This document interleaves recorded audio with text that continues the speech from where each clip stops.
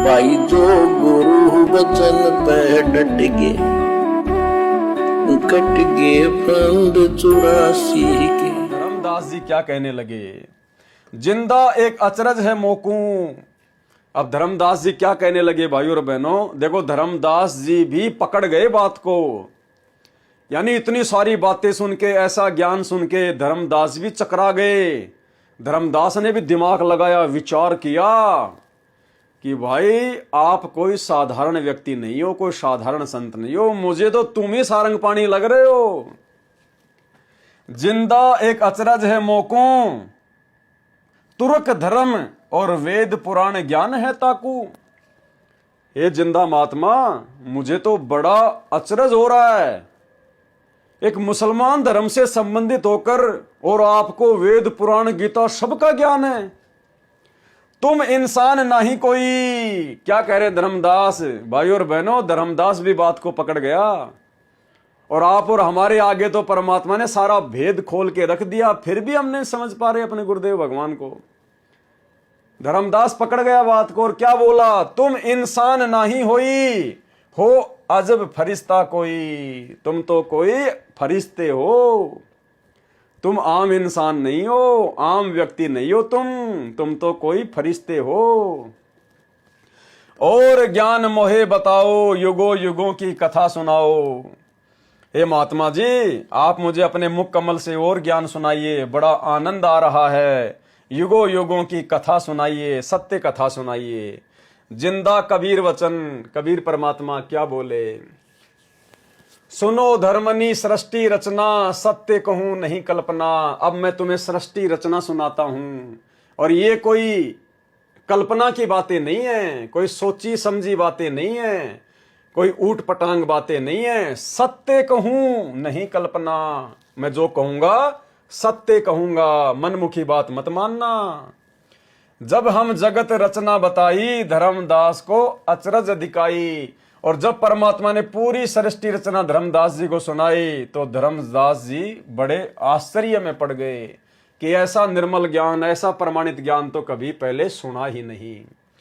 अब सारी सृष्टि रचना सुनकर धर्मदास जी क्या बोले, धर्मदास बचन, यह ज्ञान अजीब सुनायो, तुमको यह किन बतायो कि आपने मुझे जो सृष्टि रचना का ज्ञान बताया ना, ये तो बड़ा अजब गजब है। आपको किसने बताया, कहां से बोलत हो ऐसी बातें, जानो तुम आप विदाता।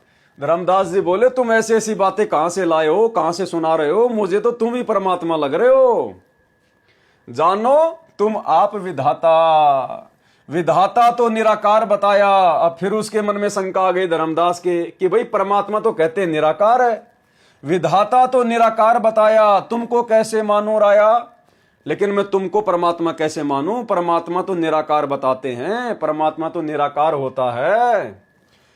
तुम जो लोक मोहे बतायो, सृष्टि की रचना सुनायो। आपने मुझे जिस सतलोक के बारे में बातें बताई है सृष्टि रचना के माध्यम से, आंखों देखूं मन धरे धीरा। जब तक मैं अपनी आंखों से नहीं देख लूं, मेरे मन में संतोष नहीं होगा, धैर्य नहीं होगा, विश्वास नहीं होगा। देखूं कहां रहत प्रभु अमर शरीरा, मैं देखना चाहता हूं कि वो अविनाशी प्रभु, वो अमर परमात्मा कहां रहता है जो आप सह शरीर बता रहे हो। तब हम गुप्त पुनः छिपाई। उसी समय कबीर परमात्मा जो जिंदा महात्मा के रूप में थे, एकदम से अंतर ध्यान हो गए। तब हम गुप्त पुनः छुपाई, धर्मदास को मूर्छा आई। धर्मदास बेचारा बेहोश हो गया कि भाई अब की बार तो मिलना बड़ा मुश्किल है। मैंने फिर से उनके साथ वाद विवाद कर दिया।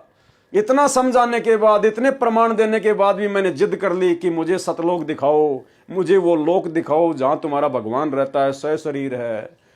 तो धर्मदास जी ने सोचा कि महाराज जी मेरे से नाराज हो गए और पता नहीं अब मिलेंगे कि नहीं मिलेंगे। तो इस चिंता में धर्मदास जी मूर्छित हो गए।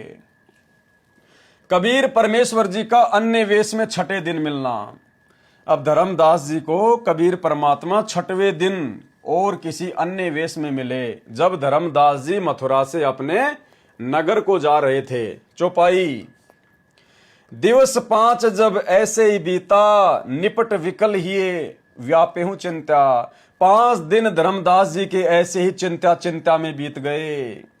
छठे दिन स्नान गए। छठे दिन धर्मदास जी जब नहाने के लिए गए, करी स्नान चिंतवन किए और चिंता करने लगा। पूप वाटिका प्रेम सुहावन, बहु शोभा सुंदर सुठी पावन।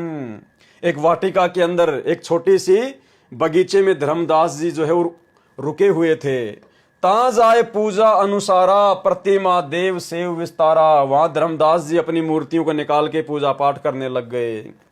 खोली पेटारी मूर्ति निकाली, धर्मदास जी ने अपनी पोटली खोली और उसमें से मूर्तियां निकाली, शालीग्राम निकाले। ठाव ठाव धरी प्रकट पसारी, आने हु तोरी पूप हूं बाती, चौका विस्तार कीनी यही बाती। अपनी परंपरागत पूजा करने लगा उन मूर्तियों की। भेष छिपाया ता प्रभु आए, फिर वही कबीर परमात्मा अपना अन्य रूप बनाकर वहीं पर आ गए। चौका निकट ही आसन लगाए, धर्मदास जी की पूजा स्थल के पास ही परमात्मा आकर बैठ गए, अपना आसन लगा लिया। धर्मदास पूजा मन लाए, धर्मदास जी पूजा में मस्त थे, मगन थे। निपट प्रीति अधिक चित चाहे, मन अनहारी ध्यान लोलावई। कहीं कहीं मंत्र पहुप चढ़ाई, कभी वो फूल चढ़ा रहा उन पे, कहीं कहीं अपने वो मंत्र उच्चारण कर रहा था। करी पूजा प्रथम ही सिरनावा, डारी पेटारी मूर्ति छुपावा। सतगुरु वचन। अब परमात्मा जो अन्य रूप में आके बैठ गए थे तो क्या कहने लगे, अहो संत ये का तुम करहू। अरे साधु महात्मा जी आप ये क्या कर रहे हो। पोवा शेर छटंकी दरहूं, के ही कारण तुम प्रकट खिड़ाए हूं, डारी पेटारी काहे छिपाए हो। आप मेरे को देखकर क्यों छिपा रहे हो इनको पत्थरों को। धर्मदास वचन। बुद्धि तुम्हारे जान नहीं पाई। धर्मदास जी बोले आपकी बुद्धि नहीं जान पा रही है इन सब बातों को, इस पूजा पाठ को। कस अज्ञानता बोले भाई, आप मेरे भगवानों को पत्थर बता रहे हो, आप अज्ञानता में बोल रहे हो। हम ठाकुर कर सेवा की न्या, हम तो अपने ठाकुर जी की सेवा कर रहे हैं। हम कहे गुरु सिखावन दीन्या, हमारे गुरु जी ने हमें यही सिखाया है। ता कह शेर छटंकी कहूं, और आप इनको शेर छटांग कह रहे हो। पाहन रूप ना देव अनुसर हूं, ये देवता हैं, ये पत्थर नहीं है। सतगुरु वचन। क्या बोले परमात्मा, अहो संत तुम नीक सिखावा, हमरे चित एक शंका आवा। एक दिन हम सुनेऊ पुराना, विप्र कहे ज्ञान सुनिधाना। एक दिन हम किसी पंडित जी से पुराणों का ज्ञान सुन रहे थे और पंडित जी क्या कह रहे थे, वेद वाणी तिन मोही सुनावा। उन्होंने मुझे वेदों की वाणी सुनाई। प्रभु का लीला सुनी मन भावा, परमात्मा की लीला सुन के मेरे मन को बड़ा अच्छा लगा। कहे प्रभु वह अगम अपारा, अगम गए नहीं आव अकारा। सुनेऊ शीस प्रभु के आकाशा, पग पतालते ही अपर निवासा।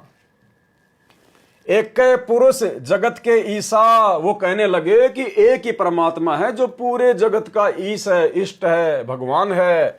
अमित रूप वह लोचन अमीसा, शोकित पोटली माही समाई। अहो संत ये अचरज आई। और वो इतना विशाल परमात्मा जिसने पूरी सृष्टि रची, धर्मदास वो तेरी पोटली में कैसे समा गया। यानी जब धर्मदास जी ने परमात्मा से पूछा इस पोटली में क्या है, तो बोले मेरे भगवान है इस पोटली में। तो परमात्मा बोला मैंने एक पंडित जी से ऐसे ऐसे कोई वेदों की कोई वाणी सुन रहा था कि परमात्मा बहुत ही विशाल है, अमित है, लोचन अमीसा है और पूरे संसार का इष्ट है। तो धर्मदास तेरी पोटली में वो इतना महान परमात्मा कैसे समा गया। अहो संत ये अचरज आई, मुझे तो बड़ा आश्चर्य हो रहा है। ओ गुरु गम्य में सुना रे भाई, अह संग प्रभु लखो न जाई। अहो संत मैं पूछूं तो ही, बात एक जो भासो मोही। यही घट में को बोलत आही, ज्ञान दृष्टि नहीं संत चिंता ही।